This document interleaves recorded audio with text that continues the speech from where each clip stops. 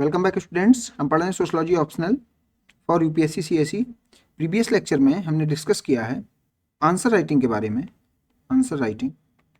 और इस लेक्चर में अब हम जो हमने प्रीवियस लेक्चर में चैप्टर नंबर 8 सब topic A religion and society में पढ़ा है, सोशियोलॉजिकल थ्योरीज ऑफ रिलीजन, उसके क्वेश्चंस रीड किए थे और उन क्वेश्चन से जो डेटा मिला उसको हमने इंफॉर्मेशन में कन्वर्ट किया था। मीन्स एक पैटर्न फाइंड करने की कोशिश की थी और उस पैटर्न में देखा था कि डर्कहाइम मोस्ट इंपॉर्टेंट स्कॉलर हैं with respect to this topic, और वेबर एंड मार्क्स से उनकी थ्योरीज को कंपेयर किया जाता है और कंपेरिजन में मेनली डिफरेंस पर ज़्यादा फोकस किया जाता है रादर देन सिमिलरिटी। आज हम बात करेंगे इन सभी क्वेश्चंस के मॉडल आंसर्स के ऊपर। अब देखिए, क्वेश्चन नंबर 1, 5 एंड 12 को एक साथ पढ़ा जाएगा। क्वेश्चन नंबर 1, 5 एंड 12, क्योंकि इनमें हमें देखने को मिलेगा वेबर और डर्कहाइम की व्यू में कंपैरिजन के बारे में। 1, 5 एंड 12, तो यहाँ पर मार्क्स, वेबर और डर्कहाइम तीनों के बारे में है, तो ये एक साथ पढ़े जाएंगे। क्वेश्चन नंबर 4 एंड 8 को एक बंडल में पढ़ा जाएगा। 1, 2, 3, 6 को एक साथ पढ़ा जाएगा, जिससे कि हम डिफरेंस पता कर पाएँ कुछ की टर्म्स में। जैसे यहाँ पर क्रिटिकली का मीनिंग क्या है, अगर क्रिटिकली नहीं होता तो हम आंसर को कैसे लिखते, और हम समझेंगे कि इंट्रोडक्शन कैसे होता है। हम जितने भी मॉडल आंसर पढ़ेंगे उसमें फोकस ज़्यादा किस पर करेंगे, इंट्रोडक्शन पर फोकस करेंगे। कोई नया सब टॉपिक अगर इंट्रोड्यूस करा रहे हैं उसका इंट्रोडक्शन कैसे है ये जानेंगे, और कंक्लूजन को देखेंगे कैसे लिखा जाता है। बस इतना हमें समझना है, क्योंकि बॉडी में तो हम कंसेप्ट ही लिखते हैं, इंट्रोडक्शन और कंक्लूजन ही इंपॉर्टेंट हैं, क्योंकि इससे आंसर स्ट्रीमलाइन बनता है, कोहेरेंट समझ में आता है। देखिए, कंक्लूजन के लिए मैंने यहाँ पर कुछ समरी में लिखा है कि कंक्लूजन में आप समराइज कर सकते हैं, जो भी आपने बॉडी में लिखा है उसको समराइज कर लीजिए। और क्या करेंगे, कंक्लूजन की लास्ट लाइन में आप कुछ फ्यूचरिस्टिक रिमार्क दे सकते हैं कि सोशल चेंज कैसा है, या रिलीजन के बारे में पूछा गया है तो आप लिखें कि इस सोसाइटी में रिलीजन कैसा है और आगे रिलीजन कैसा रहेगा। जब आप ये फ्यूचरिस्टिक रिमार्क दे रहे हों तो आप मदद लें किसी स्कॉलर की, और उसी स्कॉलर के साथ साथ अपने ओपिनियन को भी आप उसमें डाल सकते हैं। मीन्स अपने ओपिनियन को हमेशा बैकिंग दीजिए किसी स्कॉलर की, तो आप टेक्निकली मोर साउंड समझ में आएंगे। तो फ्यूचरिस्टिक कैसे, सोशल चेंज के बारे में लिख दिया, कंटेम्प्रेरी सोसाइटी पर एप्लीकेशन देके लिख दिया, या कुछ थॉट प्रोवोकिंग क्वेश्चन लिख दिया कि अगर ऐसा हुआ तो दुनिया ऐसी हो जाएगी, ऐसे कुछ लिख दिया। चलिए पढ़ते हैं पहला क्वेश्चन, उससे समझ में आएगा कि हम क्या करने वाले हैं। ये दो पार्ट में क्वेश्चन दिया गया, define sect, cult and religion, और दूसरा पार्ट है in what way do Weber's views of religion differ from those of Durkheim. देखिए, एक पार्ट हम पहले ये कंप्लीट करेंगे, दूसरा पार्ट इसको सेपरेट क्वेश्चन की तरीके से कंप्लीट किया जाएगा। तो पहले पार्ट को हम इंट्रोड्यूस कराएंगे। तो इंट्रोड्यूस कराने में क्या है, आप रिलीजन, सेक्ट एंड कल्ट के बारे में थोड़ा बहुत लिखें, बेसिक इन्फॉर्मेशन दी जाए। तो बेसिक इन्फॉर्मेशन में मैंने क्या लिखा, represent different levels of religious organisation and belief systems. तो ये कुछ नहीं है, अलग अलग लेवल्स पर रिलीजियस ऑर्गेनाइजेशन और बिलीफ सिस्टम के नामकरण हैं।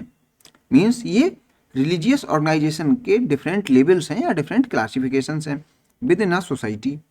सोशियोलॉजिकली दीज कैटेगरीज, तो अब यहाँ पर मैंने लिख दिया कि ये कुछ भी नहीं है, ये कैटेगरीज हैं। मीन्स क्लासिफिकेशन है किसका, रिलीजन का। अब क्लासिफिकेशन किस बेसिस पर किया गया ये भी देखते हैं। Classification help distinguish how groups relate to the state, the parent religion and the individual.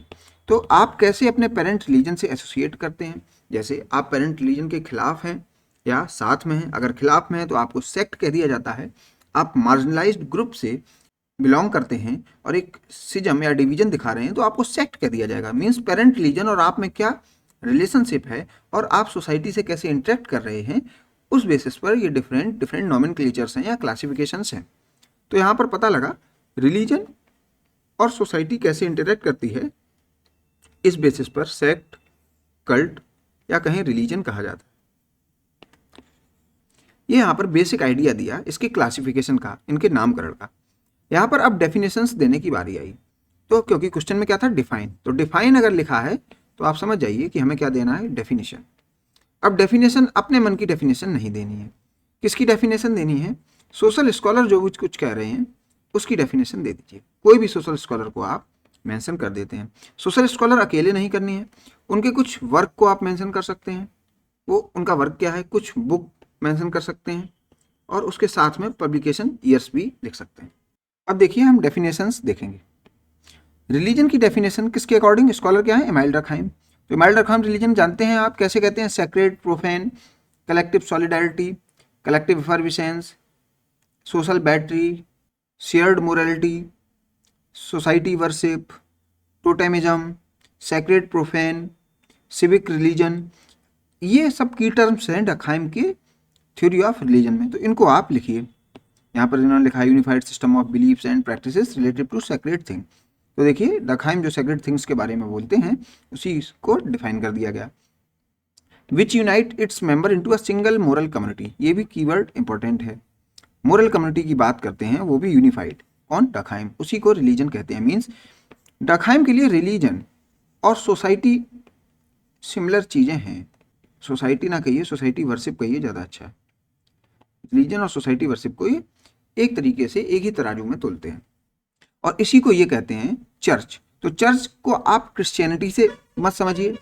डखाइम की थ्योरी में ये सिंगल मोरल कम्युनिटी है, एक साथ जो सोशल ग्रुप एक जैसे सोचता है उसी को चर्च कहा जाता है, उसके रिलीजियस थॉट को ही चर्च कहा जाता है एज पर डखाइम। तो ये चर्च रिलीजन की डेफिनेशन होगी डखाइम के according. It serves to connect individuals to each other and to the larger society. तो फंक्शन भी लिख दिया। इस रिलीजन से लोग क्या होते हैं, सोसाइटी से ही कनेक्ट होते हैं या अपने फेलो इंडिविजुअल से कनेक्ट हो जाते हैं। A broader definition view it as a cultural system. कुछ स्कॉलर्स को कल्चरल सिस्टम में पुट करते हैं of shared rituals that constructs a reality beyond the ordinary. अगर कल्चरल सिस्टम की बात करें, बिलीफ और मिथ से एसोसिएट करें, तो पता लगेगा लोग एक सुपर नेचुरल बीइंग की मैन्युफैक्चरिंग करते हैं, खुद से ही लोग सुपर नेचुरल बीइंग को बनाते हैं और उसको सुपर पावरफुल कहने लगते हैं और अपने आप को ऑर्डिनरी कहने लगते हैं। तो डखाइम की डेफिनेशन में ये क्या समझ में आएगा, जो ऑर्डिनरी है वो प्रोफेन हो गया, मैंने आपको पहले भी बताया था, ये प्रोफेन हो गया, और जो सुपर नेचुरल है वो सैक्रेड हो गया। क्या हो गया, सैक्रेड। तो ये आपको पता लग गया। ये हो गई रिलीजन की डेफिनेशन। अब सेक्ट और कल्ट की डेफिनेशन देखते हैं। डेफिनेशन देखने से पहले एक बार हम खुद में रिवाइज करेंगे हमने क्या पढ़ा था सेक्ट और कल्ट के बारे में। सेक्ट को न्यू रिलीजियस मूवमेंट कहा जाता है। न्यू क्यों कहा गया, क्योंकि ये डिनोमिनेशन से निकले हैं। अगर डिनोमिनेशन है तो कौन सी सोसाइटी होगी, रिलीजियस प्लूरल सोसाइटी होगी। तो आप एक लाइन लिख सकते हैं, अगर सेक्ट इमर्ज हो रहे हैं इसका मीनिंग है कि रिलीजियस प्लूरल सोसाइटी है, और अगर डिनोमिनेशन से निकले हैं तो मतलब सिजम्स और डिवीजन के बाद निकले होंगे। सिजम्स कहिए या डिवीजन्स कहिए। तो पेरेंट रिलीजन में कुछ डिवीजन हुए होंगे, और ये डिवीजन कौन करता है, मार्जिनलाइज्ड ग्रुप करते हैं, मार्जिनलाइज्ड ग्रुप करते हैं या प्रोटेस्ट ग्रुप करते हैं। मीन्स पेरेंट रिलीजन में कुछ प्रोटेस्ट दिखाई जाती है और वो ग्रुप एक अलग डिवीजन बना लेते हैं और कहते हैं आपका जो धर्म है या जो प्रीवियस उनका रिलीजन था या डिनोमिनेशन था वो करप्ट फॉर्म में हो गया था, अब जो हम सेक्ट बनाएंगे वो ट्रू रिलीजन होगा, वही असली डॉक्ट्रिन होगी। तो अब प्रोटेस्ट ग्रुप है, मीन्स ये कुछ रिफॉर्म्ड रिलीजियस डॉक्ट्रिन बनाते हैं, रिफॉर्म्ड रिलीजियस डॉक्ट्रिन, ये भी पता लग गया। और क्या समझ में आया, ये अपोजिशन भी दिखा रहे हैं पेरेंट रिलीजन को। और प्रोटेस्ट ग्रुप जनरली रहते कौन है, मार्जिनलाइज्ड ग्रुप ही प्रोटेस्ट ग्रुप रहते हैं, जिनको एक्सप्लॉइट किया जाता है पेरेंट रिलीजन में, वो ही उसका विरोध करने लगते हैं या अपोजिशन करने लगते हैं।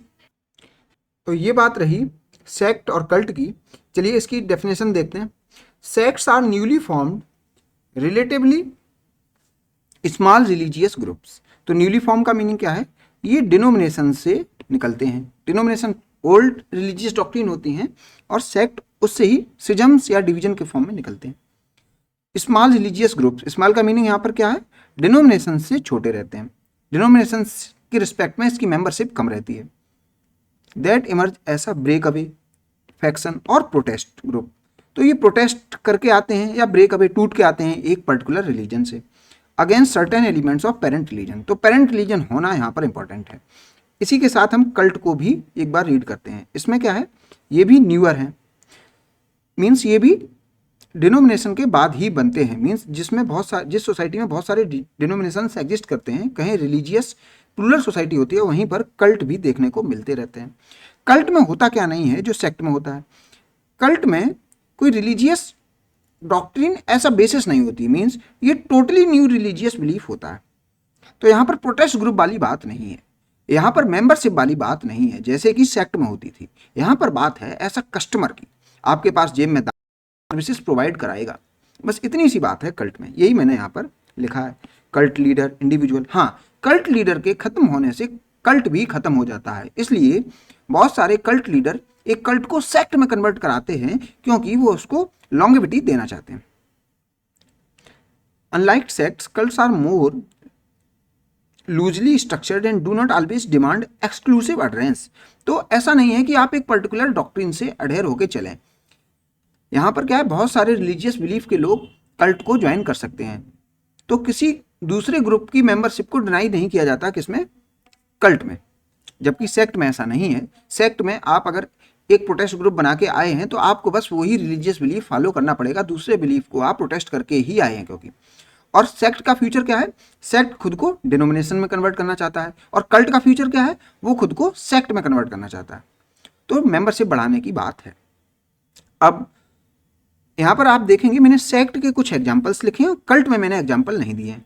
इसका कारण क्या है, मैं आपको बताना चाहता था कि जब भी आंसर लिखें तो रियल लाइफ एग्जाम्पल्स जरूर लिखें। जैसे सेक्ट का एग्जाम्पल आर्य समाज या अर्ली कैल्विनिज्म, यहाँ पर कल्ट में मैंने नहीं लिखा और मैंने अलग से लिखा, तो आप भी अपनी बुक में अलग से लिखिए। जैसे ओशो कल्ट हो गया, सदगुरु का ईसा फाउंडेशन हो गया, ये कल्ट लीडर हैं, करिश्मेटिक लीडर्स हैं, इन्होंने इनको बनाया है। तो एग्जाम्पल्स आप जरूर मेंशन करें। तो ये रहा first part of our question जो हमने एड्रेस कर लिया है।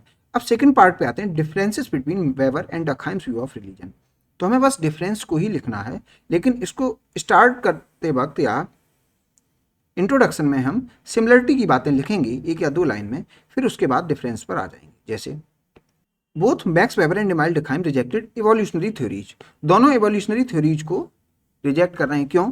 क्योंकि evolutionary theories elimination of religion पर फोकस करती हैं इन मॉडर्न सोसाइटी। ये करें रिलीजन एलिमिनेट हो जाएगा, मीन्स टोटल डिसअपीयरेंस की बात करते हैं कौन, इवोल्यूशनरी थ्योरिस्ट। जबकि वेबर रेशनलाइजेशन की बात कर रहे हैं, रिफॉर्मेशन की बात कर रहे हैं, लेकिन टोटल डिसअपीयरेंस की बात नहीं कर रहे हैं।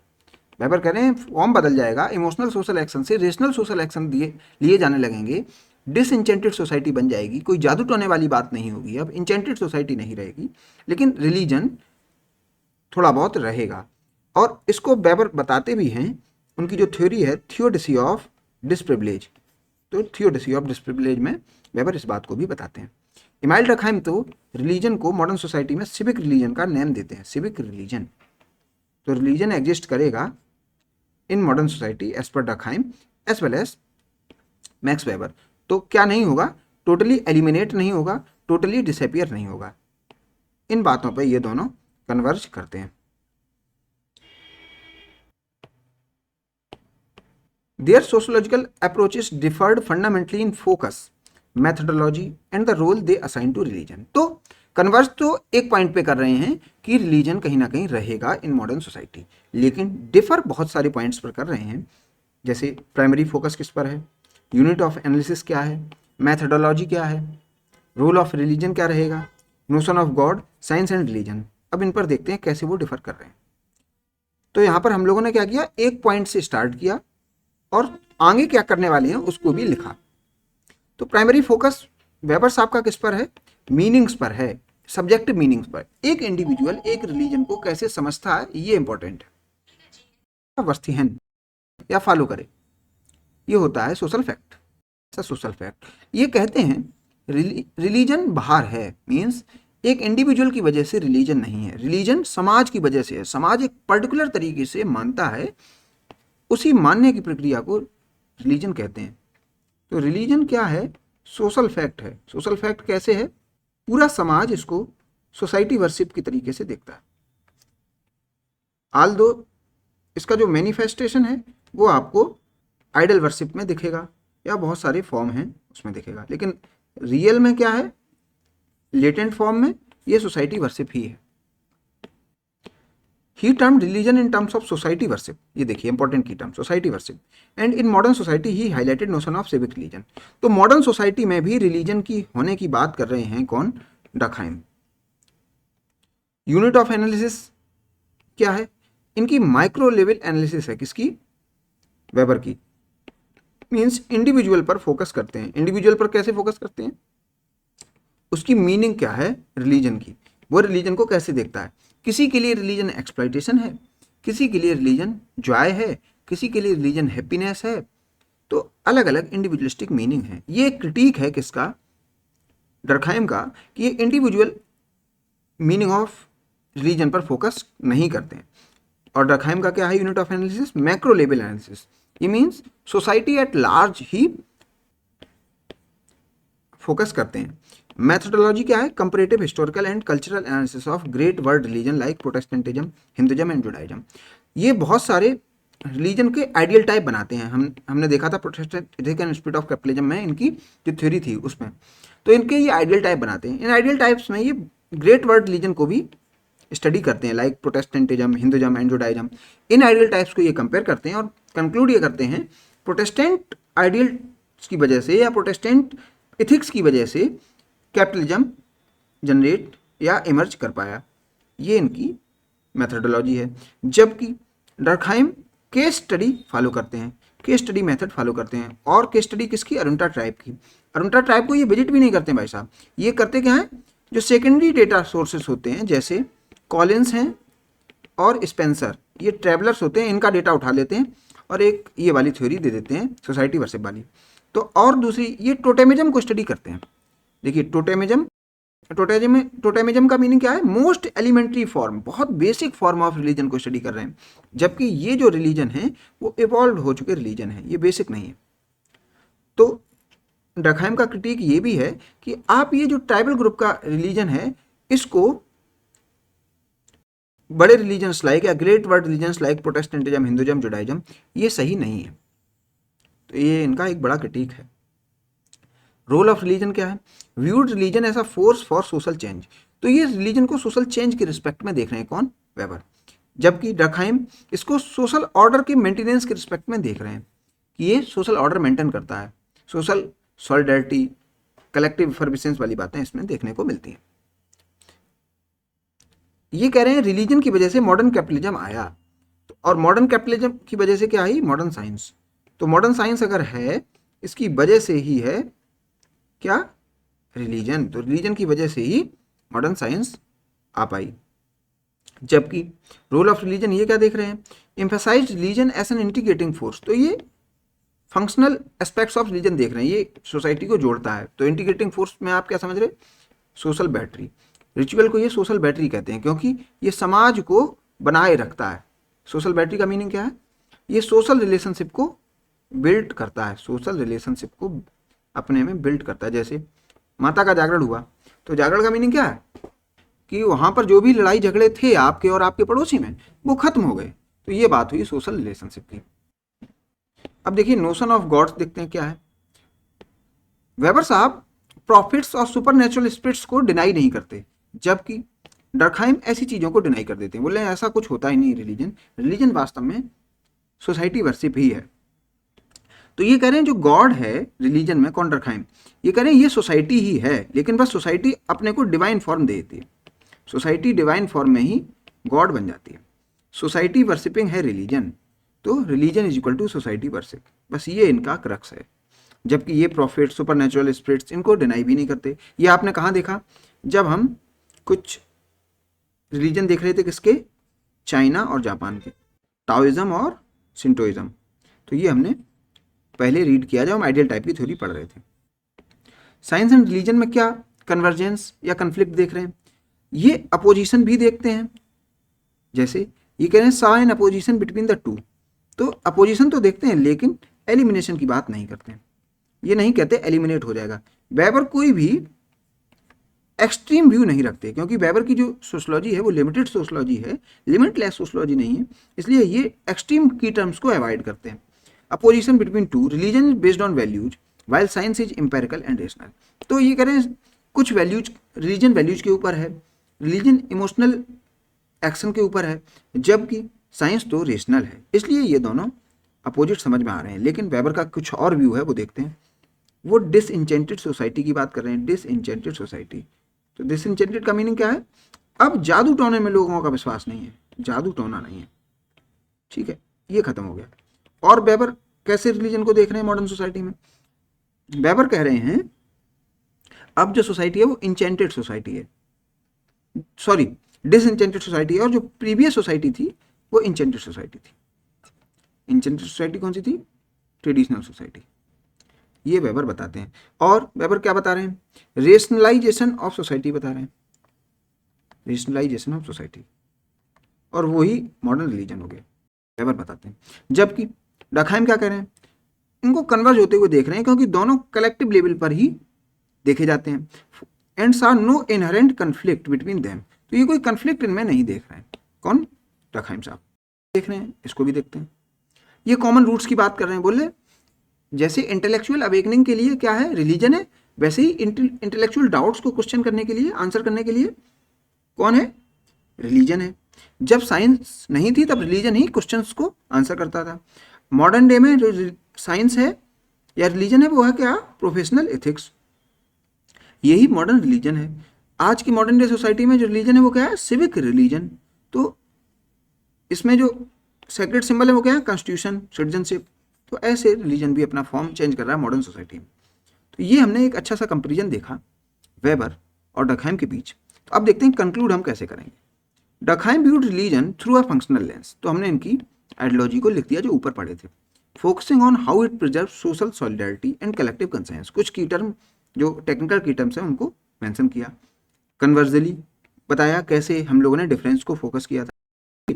अब वेबर साहब इंटरप्रेटिव अप्रोच लिए हुए हैं। Examining how religious belief serves as a meaningful ideas that drive economic behaviour, तो यहाँ पर मीनिंगफुल आइडियाज का मीनिंग क्या है?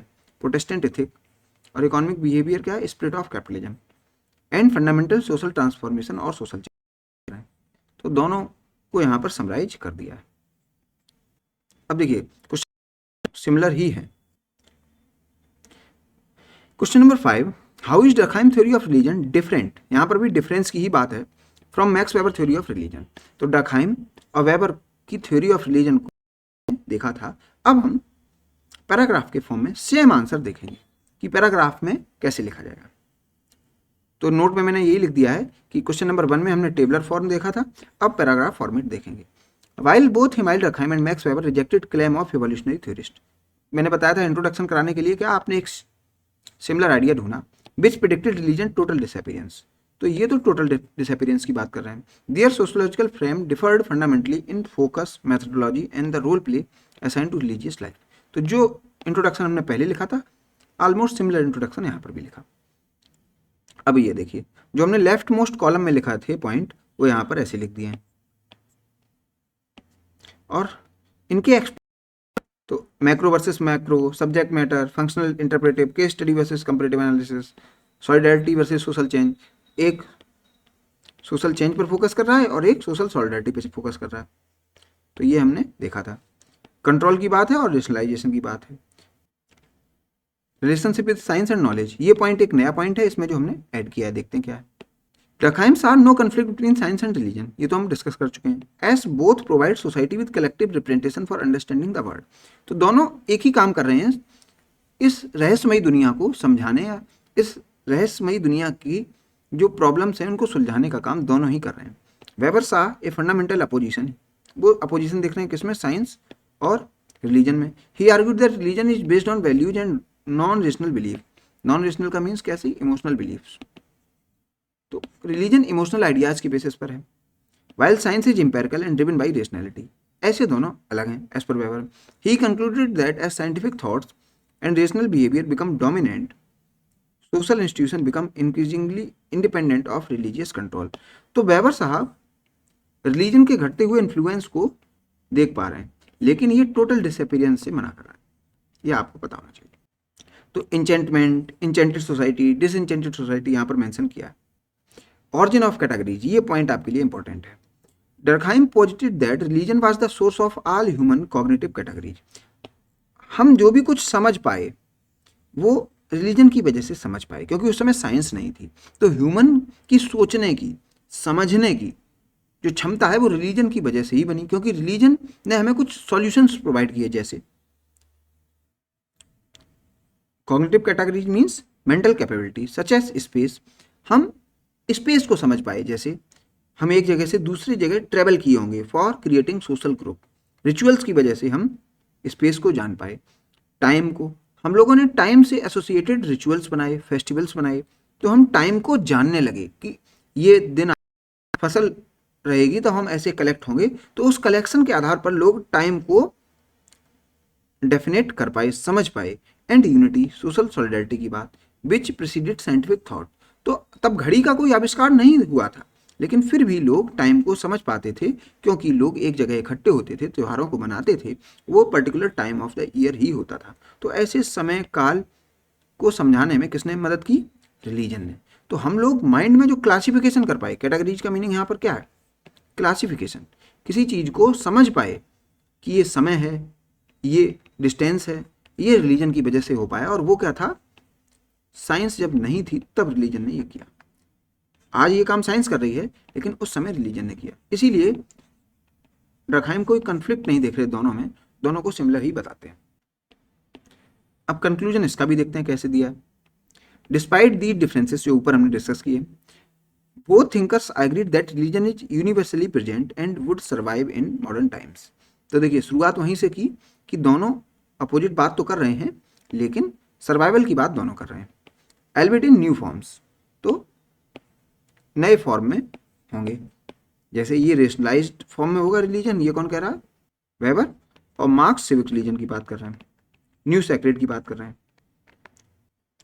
While Weber observe the emergence of secular religion, rationalised religion कहिए या सेकुलराइजेशन या सेकुलर रिलीजन कहिए, through the rationalisation of Protestant values and disenchantment process. तो ये सब बातें हो गई। एक और पॉइंट है रिलीजन एंड साइंस में वेबर का पढ़ाया जाता है, थियोडिसी ऑफ डिसप्रिविलेज। इसको भी आप मेंशन कर सकते हैं। मीन्स लोग अपने कष्टों को भगवान की इच्छा मानते हैं। Theodicy means god's will. अगर वो डिसप्रिविलेज्ड हैं तो गॉड की विल मानते हैं, इसीलिए वो नए कल्ट लीडर के पास पहुंचते हैं। मीन्स अगर उन्हें कुछ प्रॉब्लम्स भी हैं तो उसका जो सॉल्यूशन है तो वो किस में ढूंढ रहे हैं? न्यू रिलीजियस मूवमेंट्स में ढूंढ रहे हैं। तो इसलिए जो रिलीजन है वो एग्जिस्ट करेगा, बस नए फॉर्म में करेगा। ये कौन बोल रहा है? वेबर। अब पढ़ते हैं क्वेश्चन नंबर 12, जो सिमिलर क्वेश्चन है उसको हम देखें कैसे सॉल्व किया। यहाँ पर मार्क्स, वेबर, डर्कहाइम के बीच डिफरेंस पूछा गया है on the understanding of religion, और की टर्म क्या है? एक्सप्लेन और हाउ। तो एक ही पार्ट में क्वेश्चन है, बस 3 स्कॉलर हैं, उनको बताना है और उनके बीच थ्योरी में डिफरेंस क्या है। अभी देखिए, ये 20 मार्क्स का क्वेश्चन है, तो अकेले आप अगर डिफरेंस बताएंगे तो शायद आप पूरा ना कर पाएं। तो क्या करिए, आप सबसे पहले सभी के पर्सपेक्टिव बता दीजिए। मार्क्स का बता दिया, डर्कहाइम का बता दिया और वेबर का बता दिया।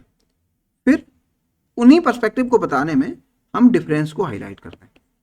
तो पर्सपेक्टिव भी हो गए, हर स्कॉलर को अलग अलग हम लोगों ने ट्रीट किया और उसी में डिफरेंस को हाईलाइट कर दिया। और चाहे तो एक समरी ऑफ की डिफरेंसेस बना सकते हैं अगर टाइम है तो सिमिलर क्वेश्चन है, बस इसमें एक नए स्कॉलर आ गए हैं। कौन? Karl Marx. अब इसी टेबल से समझ लेते हैं क्या है। Emile Durkheim, unit of analysis macro. Similar Karl Marx की होगी मैक्रो, क्योंकि दोनों स्ट्रक्चरिस्ट हैं। जबकि मैक्स वेबर माइक्रो लेवल पर एनालिसिस की बात कर रहे हैं, ये सोशल एक्शन अप्रोच की बात कर रहे हैं और इंटरनल मीनिंग की बात कर रहे हैं। तो मीनिंग की बात करते हैं, मीनिंग्स। रिलीजन क्या कर रहा है? सोशल सॉलिडारिटी के लिए, मीन्स फंक्शनल है। ये कॉन्फ्लिक्ट अप्रोच फॉलो कर रहे हैं और एक्सप्लॉइटेशन बता रहे हैं क्योंकि रिलीजन है, मीन्स कॉन्फ्लिक्ट की बात कर रहे हैं। और ये सोशल चेंज की बात कर रहे हैं। सोशल चेंज क्यों? प्रोटेस्टेंट एथिक की वजह से spirit of capitalism I, means feudal society capital society बन पाई, क्योंकि प्रोटेस्टेंट एथिक था, साइंस की वजह से सोशल चेंज, सॉरी रिलीजन की वजह से सोशल चेंज हो पाया। डेफिनेशन, ये सोसाइटी वर्शिप को कह रहे हैं रिलीजन, ये ओपियम ऑफ मासेस कह रहे हैं रिलीजन। तो मासेस का मीनिंग क्या है, जो हैव नहीं है, उसके अलावा जो भी कुछ हैं वो मासेस हैं। तो उनके लिए ये ओपियम की काम करता है रिलीजन। ओपियम का मतलब क्या है, टेम्पररी रिलीफ देता है, टेम्पररी। और कहें इसका अपोजिट व्यू क्या है, प्रोलॉन्ग्ड सफरिंग, एक ही बात है। इससे दारू कोई पी लेता है, उसे टेम्पररी रिलीफ मिल जाता है, लेकिन पूरा लीवर किडनी सब कुछ खराब हो जाती है, तो प्रोलॉन्ग्ड सफरिंग देता है, प्रोलॉन्ग्ड सफरिंग्स। और क्या बात है, स्पिरिट एथिक्स गाइडिंग एक्शन, तो ये स्पिरिट और एथिक्स की भी बात कर रहे हैं। सोर्स ऑफ रिलीजन, ये कलेक्टिव एफर्वेसेंस की वजह से रिलीजन का ऑरिजिन देख रहे हैं। ये इकोनॉमिक डेप्रीवेशन, ये सब्जेक्टिव मीनिंग और मोटिव की बात कर रहे हैं। मीन्स इंडिविजुअल्स की सोच के आधार पर रिलीजन है। अगर आप रिलीजन को रिलीजन मानेंगे वो रिलीजन रहेगा, नहीं मानेंगे उस दिन से रिलीजन आपके लिए तो शायद एग्जिस्ट नहीं करेगा। साइंस को ये कंसेंसस मॉडल से देख रहे हैं। ये कार्ल मार्क्स कह रहे हैं साइंस रिप्लेस कर देगी या रिलीजन खत्म हो जाएगा इन कम्युनिस्ट सोसाइटी। तो ये फॉल्स क्लास कॉन्शियसनेस को खत्म करने की बात कर रहे हैं और रिलीजन को फॉल्स रिलीजन बोल रहे हैं और ट्रू रिलीजन ये कम्युनिस्ट सोसाइटी को बोल रहे हैं। जबकि दरखाइम सोसाइटी वर्शिप को ट्रू रिलीजन बोल रहे हैं और जो एग्जिस्टिंग रिलीजन है इनको फॉल्स रिलीजन कह रहे हैं। क्यों? क्योंकि ये जो एग्जिस्टिंग रिलीजन है वो कन्फ्लिक्ट लाते हैं, डिस्फंक्शनल हैं और इस वजह से इनको फॉल्स रिलीजन बोल रहे हैं। कौन? दरखाइम। मैक्स वेबर भी कन्फ्लिक्ट की बात कर रहे हैं या डिसएग्रीमेंट की बात कर रहे हैं। कन्फ्लिक्ट ना कहिए, डिसएग्रीमेंट एक अच्छा word between science and religion, क्योंकि एक रेशनल है तो एक इमोशनल है, एक इंचेंटेड है एक डिसइंचेंटेड है, ऐसे कुछ। आउटलुक क्या है, ये रीसाइक्लाइजेशन की बात कर रहे हैं भविष्य में। मीन्स मॉडर्न सोसाइटी में रीसाइक्लाइजेशन की बात कर रहे हैं। ये मॉडर्न सोसाइटी में एबोल्यूशन की बात कर रहे हैं, क्लासलेस सोसाइटी की बात कर रहे हैं। ये मॉडर्न सोसाइटी को डिसइंचेंटेड सोसाइटी बात कर रहे हैं या कह रहे हैं रेशनलाइजेशन ऑफ रिलीजन इटसेल्फ। तो अब समरी में हम क्या लिखेंगे, समरी में ये जो भी कुछ पढ़ा है उसको समराइज करेंगे, लेकिन अपना ओपिनियन, जो हम बात मैंने बताई थी आपको कि आप अपना ओपिनियन रख सकते हैं लेकिन बैलेंस तरीके से, वो ओपिनियन भी देखेंगे। In summary while Marx predicted religion's total disappearance, तो मार्क्स तो कह रहे हैं रिलीजन खत्म हो जाएगा, elimination. Durkheim envision its transformation, तो ये रिसाइक्लाइजेशन की बात करते हैं Durkheim. Secular into civic secular symbols, the contemporary world largely reflects Weber's interpretive reality where religious ethics continue to shape social action. लेकिन ये कह रहे हैं वास्तव में रियलिटी में शायद वेबर सही ज़्यादा लग रहे हैं। यह आपका ओपिनियन हो गया। क्यों? बोले हर व्यक्ति अब रिलीजन को अलग अलग तरीके से देख रहा है, तो इसको आप एसोसिएट करिए न्यू रिलीजियस मूवमेंट से और पर्टिकुलरली कल्ट से। आपका लीडर जो भी कह दे आप वही मानते हैं, ना कि अब आप बेसिक स्क्रिप्चर्स पर जाते हैं, रिलीजियस डॉक्ट्रिन पर नहीं जाते। आपके बाबा जी जो कह देंगे वही आपके लिए धर्म होगा। The global rise of religious revivalism and new religious movement. अब देखिए, अगर रिलीजियस रिवाइवलिज्म और न्यू रिलीजियस मूवमेंट्स की बात है तो कहीं ना कहीं मार्क्स की जो एबॉलिशन ऑफ मूवमेंट की बात है वो शायद सही होती हुई नहीं दिख रही है। तो रिलीजन रिमेन्स अ परसिस्टेंट मैकेनिज्म, इस साइंटिफिक दुनिया में भी रिलीजन जिंदा है for providing identity and emotional solace. लेकिन पहले बात थी रिलीजियस डॉक्ट्रिन की, अब लेकिन आइडेंटिटी की बात हो रही है रिलीजन से। मीन्स आइडेंटिटी का मीनिंग क्या है, इसको पॉलिटिक्स में भी यूज किया जा रहा है। पहले रिलीजन को एज सच पॉलिटिक्स में यूज नहीं करते थे। इमोशनल सोलिस का मीनिंग क्या है, इंडिविजुअल लेवल पर भी अब रिलीजन लोगों की मदद कर रहा है, जबकि पहले या डरखाइम जो है उसको कलेक्टिव लेवल पर ही सोच पा रहे हैं, इंडिविजुअल लेवल पर सोच ही नहीं पा रहे। Therefore religion is not merely N opium और सोसाइटी वर्शिप, तो ना इनकी बात सही है टोटली, ना इनकी बात टोटली सही है, but a dynamic social fact, जो बात कह रहे हैं कौन? Weber, that continues to evolve alongside scientific progress. तो साथ साथ में साइंस भी बढ़ रही है और उधर इसके बढ़ने की वजह से रिलीजन भी चेंज हो रहा है, rather than being replaced by it. तो ये ना साइंस के द्वारा रिप्लेस किया जा रहा है जैसे कि इवोल्यूशनरी थ्योरिस्ट सोच रहे हैं, या एवोल्यूशन ऑफ रिलीजन की सोच रहे हैं कौन? Karl Marx. आल्दो ये चेंज हो रहा है, ये कौन बोला है? वेबर। तो हमने अपना ओपिनियन भी दिया, वो कैसे दिया? वेबर के थॉट प्रोसेस के आधार पर, या मार्क्स को क्रिटिसाइज किया और डरखाइम को क्रिटिसाइज किया। तो अपने ओपिनियन किसी स्कॉलर से एसोसिएट होके ही दीजिएगा, ऐसे ही मत दे दीजिएगा। तो ये तीनों क्वेश्चन हम लोगों ने अच्छी तरीके से डिस्कस कर लिए, क्योंकि लेक्चर थोड़ा लंबा हो जाएगा। अब नेक्स्ट लेक्चर में हम इन सभी 12 क्वेश्चंस को रीड करेंगे एक साथ, फिर से बंडल में ही रीड करेंगे। तो मिलते हैं नेक्स्ट लेक्चर में, उससे पहले आप रिवाइज करके आइएगा। Thank you.